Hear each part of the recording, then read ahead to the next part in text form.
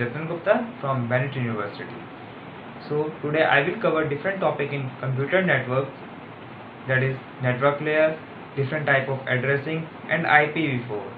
I will cover theory part about this topic and also do some numericals for good understanding. So let's get started. So let's start with network layer. Basically, network layer is a third layer in OSI model. OSI model contains seven different layers, starting from application, presentation, session, transport, network, data link, and physical layer.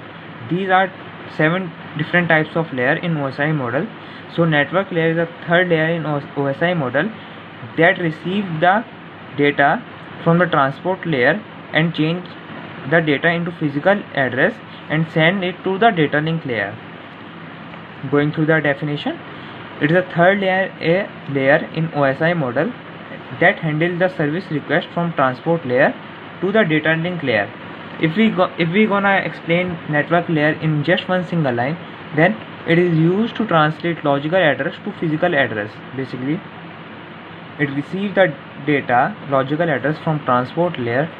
Network layer changes to this address into physical address and then pass on to the data link layer. Then we gonna see what is IPv4. An IPv4 is a 32-bit address that uniquely defines the connection of a device. One important knowledge is there: if two or more devices are online, they can't have the same IP address at the single time, because if I gonna search one particular device using the IP address, then it is very difficult for me to trace the device having X IP address if there are more than devices having the X IP address. So only one single IP address is used to define one single device. Two devices on an internet can't never have the same IP address at the same time.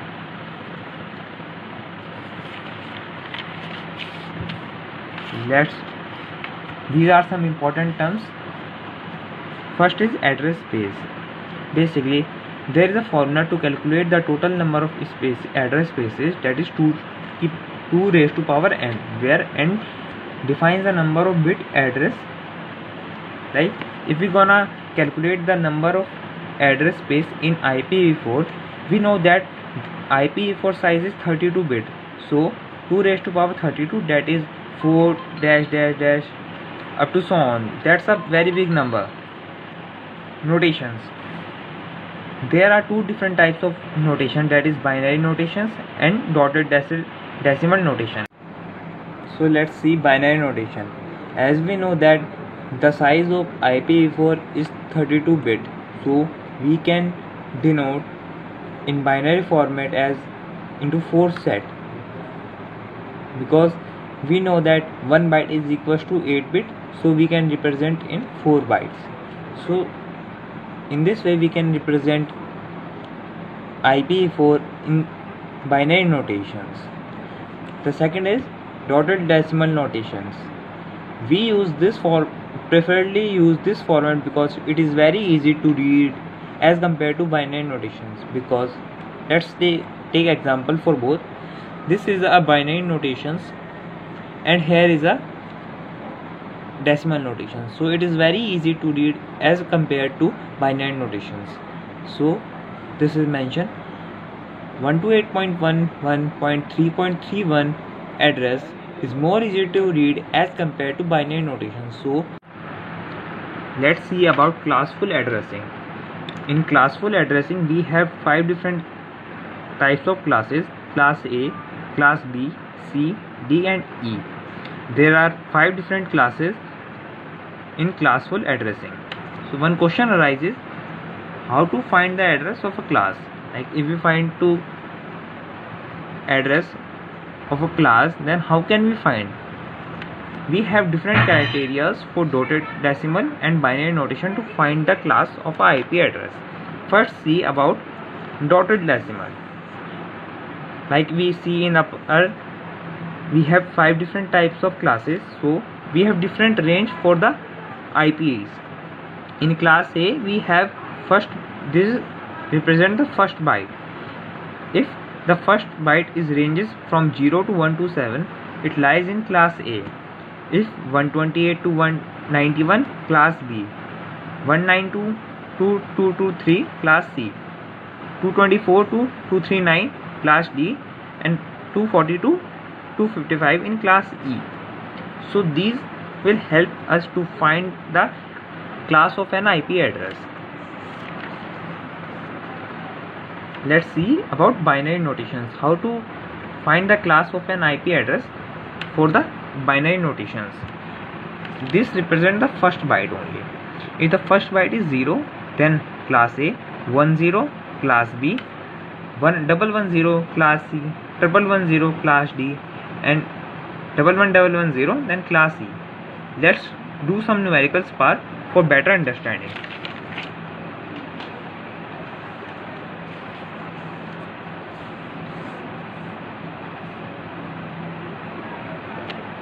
Find the class of an each address. So we have to only look at the first byte, 227.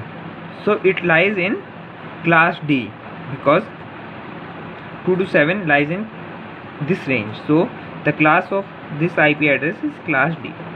193, it lies in class C.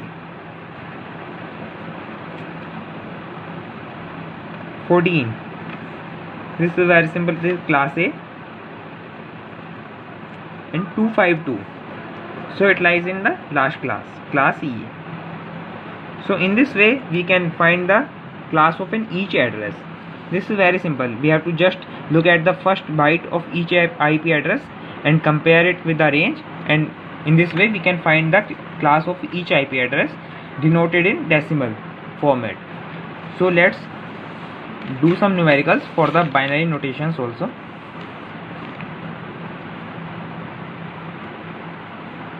Let's see the first byte. Here we have 00. If the first byte is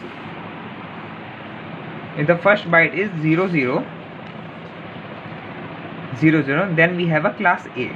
So 110 lie in class C. 11110 here we have in class E. 10 lie in class B. So we have to just look the format. Here 00 class A, 110 class C, 11110 class E, 10 class B. So in this way we can find the class of each IP address both in a decimal format as well as in binary format. Let's see about net ID and host ID.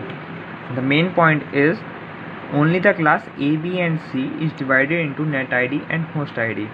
Class B and class E is not divided into net ID and host ID. So let's see the format of this.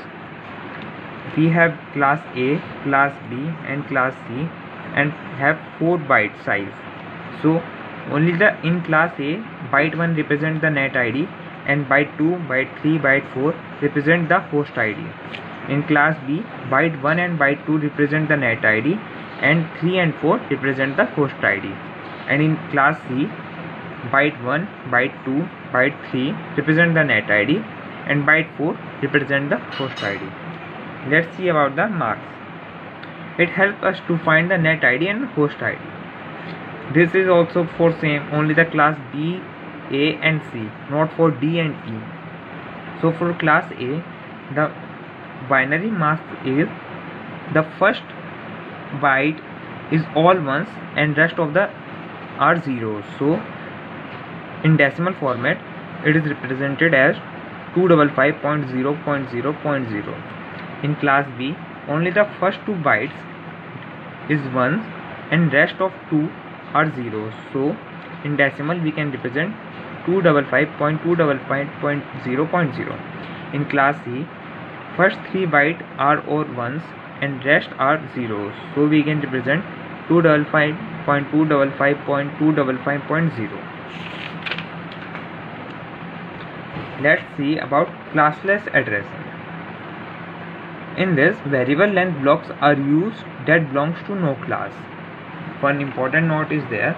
In this we have like no class, like in classful addressing we have class A, B, C, D and E. So in this we have no class like that. We have only blocks. Notation is x dot y dot z slash n, where n represent the number of blocks. For example,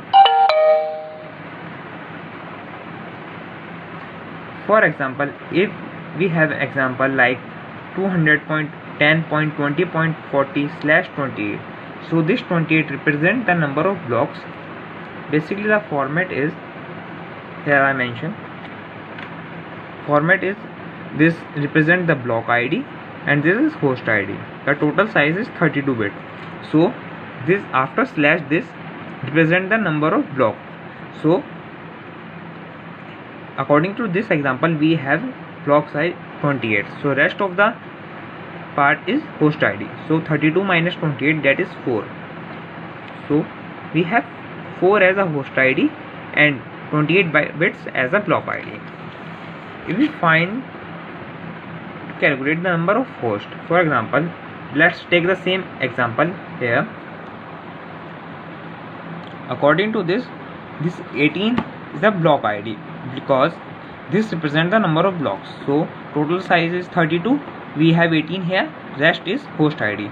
So the number of hosts is 2 raised to the power host ID. So here we have host ID is 14, so we have 2 raised to power 14 as a number of hosts.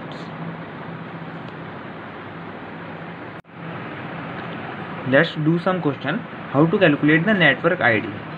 Let's take this example. Here we have 28 as a block ID and host ID is 4 because total size is 32. So first gonna see method 2. In this we know that we have 28 block ID, so we write 28 once here and rest of the are 0. So we found marks as 255.255.255.240 and our question is this. So we have to convert this into binary format and then perform the AND operations. We know that the concept of AND is if we have same value then the result is 0 and if we have different value then we have the result is 1. So if we perform AND operation between the marks and our question, so we find that a network ID is 255.10.20.32. Here we can find network ID by this method, and let's take method 1. Because we know that we have 28 as a block ID, so we didn't change any bits up to the 28 and rest of the bits make it 0. So we find that 20.32/28. So in both the methods we can find the network ID. Both the methods are very suitable to calculate the network ID. Let's see some rules for the classless addressing. The first rule is address should be contiguous. Means if the first address is 200.10.20.32, so the second address is 33, third address is 34, and so on. It doesn't seems like first address is 32, second address is 34, then 36. The address should be contiguous in manner. Rule number 2 is number of address in a block must be in a power of 2. For example, we took the example in previous. Here we have 28 as a block ID and host ID is 4. So we can easily calculate the number of address host. Here we have 2 raised to power 4, so we got 16. If we perform 2 modulo 2, that is 0. We can check by this using the modulo function. It satisfies that the number of address in a block must be in a power of 2. We have third rule, first address of every block evenly divisible by size of block. Let's take example 255.10.20.32/8. Here 8 is a block ID and 4 is a host ID. So if we divide size of a block is number of host ID address. Here we have 16. If we divide last bit by 16, then we get 0 as a remainder. So we can easily verify that if we divide last bit of this address by the host address, then we find the 0 evenly divisible because we get the remainder as 0. So these are some rules to verify for the classless addressing. So thank you guys. I hope that this video clear all your doubts regarding these topics. I hope that you will